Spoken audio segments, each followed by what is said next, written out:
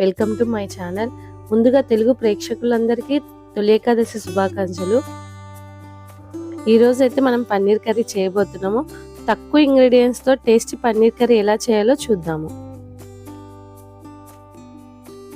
ముందుగా ఒక బౌల్ తీసుకొని అందులో ఒక కప్పు పెరుగు వేసుకోవాలి. ఆ తర్వాత కొంచెం కారం, ధనియాల పొడి, అల్లం వెల్లుల్లి పేస్ట్, గరం మసాలా అండ్ చాట్ మసాలా. అల్లం వెల్లుల్లి పేస్ట్ ఫ్రెష్గా దంచుకున్నది అయితే బాగుంటుంది. Half spoon of tomato sauce వేసుకోండి. తర్వాత ఒక స్పూన్ ఆఫ్ షెజ్వాన్ సాస్ వేసుకోండి. చాలు, ఉంటే ఓకే, లేదంటే దాన్ని స్కిప్ చేయండి. బాగా మిక్స్ చేసుకోవాలి. ఎంత మిక్స్ చేసుకోవాలంటే పెరుగు అనేది లంప్స్ గా ఫామ్ కాకుండా టోటల్ గా సాఫ్ట్ గా అయిపోవాలి. అప్పుడైతేనే కర్రీ స్మూత్ గా టేస్టీగా వస్తుంది. కర్రీ అయితే బాగా వస్తుంది. కావాలంటే సేమ్ ఇంగ్రీడియంట్స్ వేసుకోండి. ఒకటి రెండు మిస్ అయినా పర్లేదు, కానీ ఈ ప్రొసీజర్ ఫాలో అయ్యారనుకోండి పన్నీర్ కర్రీ అసలు అన్నంలోకి కానీ మామూలు ప్లెయిన్ నాన్స్ లోకి చపాతీలకి చాలా బాగుంటుంది.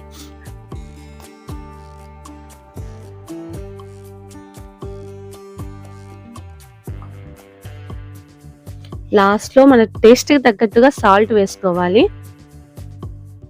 మీకు కావాలంటే అప్పుడే చూసుకోవచ్చు టేస్ట్ ఎలా ఉందో లేదో అని. సరిపోయిందా ఓకే, లేదంటే లేదు. And half table spoon of oil వేసుకోండి. అండ్ లాస్ట్ గా జీడిపప్పు ఒక హాఫ్ అన్ అవర్ ముందు నానబెట్టుకొని దాన్ని మిక్సీ వేసుకొని ఆ పేస్ట్ కూడా ఫైన్ గా గ్రైండ్ చేయాలి. ఇక్కడ కోర్స్ ఉన్నా కూడా బాగుండదు, బికాస్ కర్రీ క్రీమీగా ఉంటేనే టేస్ట్ వస్తుంది. కాబట్టి బాగా మిక్సీకి మెత్తగా సాఫ్ట్ గా చేసుకొని అది కూడా అందులో వేసేసి బాగా మిక్స్ చేయండి. మీకు కలర్ కావాలంటే కొంచెం రెడ్ కలర్ వేసుకోవచ్చు, లేదంటే మీ ఆప్షన్.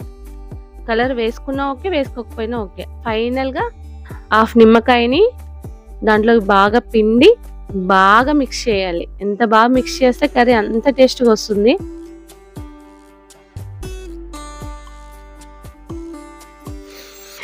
సో మా పన్నీర్ ఫ్రీజర్ లో ఉండడం వల్ల ఐస్ క్యూబ్స్ లాగా అయిపోయాయి. సో కట్ చేయడానికి కొంచెం ఇబ్బంది అవుతుంది. నార్మల్ గా మీరు ఫ్రీజర్ లో పెట్టుకున్న తర్వాత కర్రీ చేసే ముందు ఒక హాఫ్ అన్ అవర్ ముందే బయట పెట్టుకోండి. సో బెటర్ అది. సో దానివల్ల నా పన్నీర్ అంతా కొంచెం మెస్సీగా అయిపోయింది. పన్నీర్ పీసెస్ కొంచెం పెద్దగానే కట్ చేసుకోండి. మిక్స్ చేసిన పేస్ట్ లో పన్నీర్ పీసెస్ ని కలిపి బాగా మిక్స్ చేసుకోవాలి. ఎక్కువ మిక్స్ చేయొద్దు, ఇంకా మెస్సీగా అయిపోతుంది. సో జస్ట్ అలా మిక్స్ చేసి ఒక హాఫ్ అన్ అవర్ పక్కన పెట్టుకోండి.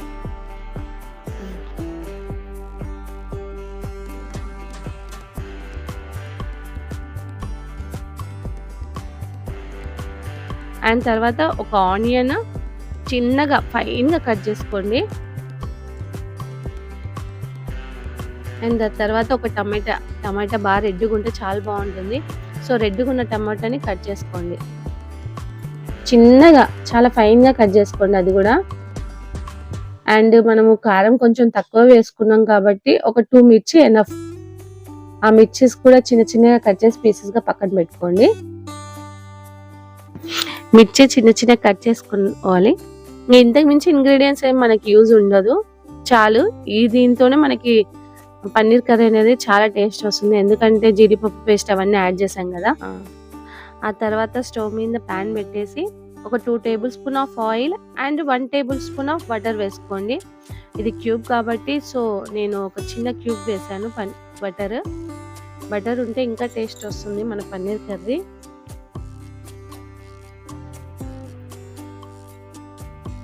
సో అది బాగా మెల్ట్ అవ్వాలి. మీకు కావాలంటే బిర్యానీ మసాలాలు యాడ్ చేసుకోవచ్చు, బట్ పిల్లలు తినేది కదా, సో యాడ్ చేసుకోకపోవడమే బెటర్. కానీ టేస్ట్ బాగుంటుంది కర్రీ అవేం యాడ్ చేయకపోయినా. ఆయిల్ కలర్ అలా ఉందని ఏం ఫీల్ కాకండి, అది బటర్ మెల్ట్ అవుతా అలానే అవుతుంది. తర్వాత అందులోకి ఆనియన్స్ వేసుకోండి. ఫైన్ గా కోర్స్ చేసుకున్న ఆనియన్స్ వేసుకోవాలి. చాలా చిన్నగా ఉంటేనే గ్రేవీ అనేది బాగుంటుంది. అండ్ మిర్చి యాడ్ చేసుకోవాలి. అండ్ కొంచెం ఫ్రెష్ అల్లం వెల్లుల్లి పేస్ట్, కర్రీ లీవ్స్ కొంచెం మిక్స్ చేసుకున్న తర్వాత అల్లం వెల్లుల్లి పేస్ట్ వేసుకుంటే బాగుంటుంది.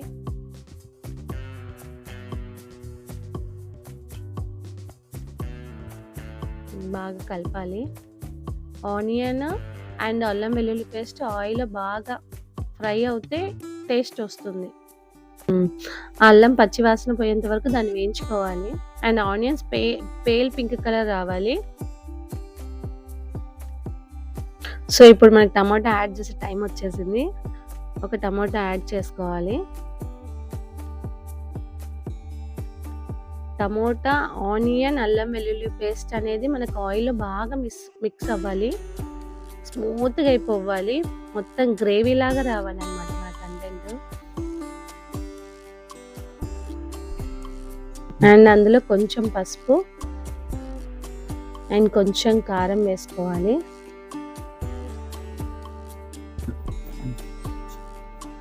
ఇప్పుడు మరి ఒకసారి బాగా మిక్స్ చేసుకోండి. మిక్స్ చేసుకున్న తర్వాత ఒక ప్లేట్ పెట్టేసి ఒక 5 మినిట్స్ దాన్ని అలానే వదిలేసేయండి. ఒకసారి ప్లేట్ తీసుకొని కర్రీ బాగా అయ్యాక మనం పక్కన పెట్టుకున్న హాఫ్ అన్ అవర్ ముందు పక్కన పెట్టుకున్న పన్నీర్ మిక్సర్ని దీంట్లో వేసుకోవాలి. దాన్ని ఏం డిస్టర్బ్ చేయకండి, డిస్టర్బ్ చేస్తే అది మెస్ అయిపోతుంది. సో ఎలా ఉన్నదాన్ని అలానే వేసేయండి. తర్వాత ఇంకా కొంచెం దాంట్లో గ్రేవీ ఉంటుంది కదా, కొంచెం వాటర్ వేసి దాంట్లో వేసుకోండి. ఇంక అంతకుమించి వాటర్ వేయొద్దు, ఆల్రెడీ గ్రేవీ కట్టినట్టు ఎక్కువ ఉంటుంది మనకి. సో కొంచెం వాటర్ వేసుకోండి. ఇక కింద ఉన్న కర్రీ దాంట్లో మిక్స్ కావాలి కాబట్టి కొంచెం ఒక్కసారి జస్ట్ అలా మిక్స్ చేసుకోండి. దాన్ని డిస్టర్బ్ చేయకుండా పీసెస్ని అలా మిక్స్ చేసుకొని ఇంకా అలాగే లైట్గా ఒక 10 మినిట్స్ ప్లేట్ అనేది పెట్టేసి వదిలేసేయండి. ముక్కలు అనేది చినిమిపోకుండా జస్ట్ అలా మిక్స్ చేసేసి దాని మీద ప్లేట్ పెట్టేసి ఒక 10 మినిట్స్ దాన్ని అలానే వదిలేయండి, డిస్టర్బ్ చేయకుండా.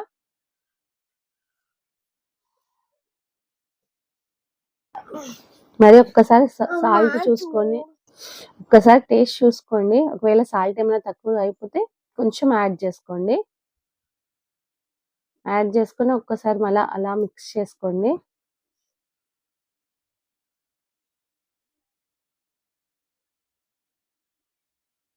అండ్ ప్లేట్ అనేది మూసేసి ఒక 5 మినిట్స్ వదిలేసి ఫైనల్గా కొత్తిమీరని చిన్న పీసెస్గా కట్ చేసేయండి. పీసెస్ అయినా ఫైనల్గా కొత్తిమీరని చిన్నగా కట్ చేసుకొని పైన జస్ట్ అలా అంతా ఫైనల్ ఉడికాక కొత్తిమీర వేసుకోండి. అప్పుడైతేనే కొత్తిమీర ఫ్లేవర్ మనకి బాగా తగులుతుంది. ఎప్పుడైనా కొత్తిమీర ఫైనల్గా వేస్తేనే చాలా బాగుంటుంది. అది మగ్గితే అది టేస్ట్ అంతగా బాగుండదు. సో కొత్తిమీర వేసుకున్న తర్వాత ఒక్కసారి అలా అలా మిక్స్ చేయండి. సో అవతల స్టవ్ పైకి అయితే మనం పన్నీర్ కర్రీ షిఫ్ట్ చేసేసాం. ఇప్పుడు పన్నీర్ కర్రీలోకి చపాతీ చేస్తున్నాను అనమాట. సో పిల్లలు ఎక్కువ ఇష్టపడేది చపాతీయే కదా రైసెస్ కంటే. సో దానికోసమని చపాతీ అయితే రెడీ చేస్తున్నాను. సో నార్మల్గా చపాతీస్కి అయితే నార్మల్ పిండి వాడను, ఆశీర్వాద్ గోధుమ పిండే యూస్ చేస్తాను. ఎందుకంటే ఆ చపాతీలో మైదా ఉంటుంది వైట్ ఫ్లోర్లో. యాక్చువల్లీ మైదా మిక్స్ అవుతుంది. సో ఎక్కువ అది యూస్ చేయకపోవడం బెటర్. ఆశీర్వాద్ అయితే చాలా బాగుంటుంది. అండ్ చపాతీస్ కూడా చాలా స్మూత్గా ఉంటాయి. ఎంతసేపు అయినా సరే మెత్తగా ఉంటాయి అన్నమాట. సో పిల్లలకి తినడానికి బాగుంటుంది. సో మోస్ట్లీ ఆశీర్వాద్ పిండినే యూస్ చేయండి, బాగుంటుంది. చపాతీ కానీ పుల్కా కానీ ఏదైనా సరే ఓకే. చపాతీ ఆల్రెడీ మనం ఆయిల్ బటర్ ఎక్కువ యూస్ చేసేసాం కదా. సో చపాతీకి మనం పౌడర్ యూస్ చేసుకుంటేనే బాగుంటుంది. మరి వాటికి ఆయిల్ అంటే హెవీ అయిపోతుంది. సో లైట్ గా పిండి వేసుకొని అటు ఇటు కాల్ చేసుకుంటే మెత్తగా ఉంటుంది. వేసేటప్పుడు కూడా పెనం పైన ఆయిల్ వేయకపోవడమే బెటర్. ఎందుకంటే మరి ఆయిల్ ఓవర్గా అయిపోతే కూడా ఇబ్బంది కదా, కొలెస్ట్రాల్ కి ప్రాబ్లం అవుతుంది. అయిపోయింది. సో ఫైనల్ గా మన కర్రీ అయితే రెడీ అయిపోయింది. అలా ఆయిల్ అనేది బయటికి ఫ్లోట్ అవుతుంటేనే కర్రీ బాగా అయినట్టు. సో ఆయిల్ అనేది అలా బయటికి రావాలన్నమాట. ఏ కర్రీకైనా ఆయిల్ అలా బయటికి వస్తే కర్రీ బాగా రెడీ అయినట్టు. సో ఒక్కసారి అలా అలా అలా మిక్స్ చేసేసుకొని దాన్ని దించేసుకున్నాము. సో మా పిల్లలు అయితే ప్లేట్స్ పెట్టుకొని రెడీ ఉన్నారు పన్నీర్ కర్రీ చపాతీ తినడానికి. నేను సర్వ్ చేస్తున్నాను. సో వేడి వేడి పన్నీర్ అండ్ చపాతీ. అండ్ సైడ్‌కి సలాడ్స్ ఆనియన్. సో, ఇప్పుడైతే నా పిల్లలు దాన్ని టేస్ట్ చేస్తే ఎలా ఉందో చెప్తారు. సో, మా పిల్లలైతే టేస్ట్ చేస్తున్నారు. ఎలా ఉందో చెప్తారు. ఆ! సూపర్ అంటున్నారు. కానీ నిజం చెప్తానండి కర్రీ చాలా బావుంది. చాలా సో, మీకు ఈ కర్రీ నచ్చినట్టయితే మీరు కూడా ఇంట్లో ట్రై చేయండి. చాలా బాగొస్తుంది. సో, ఈ వీడియో నచ్చినట్టయితే please like, share and subscribe my channel for more videos and thank you.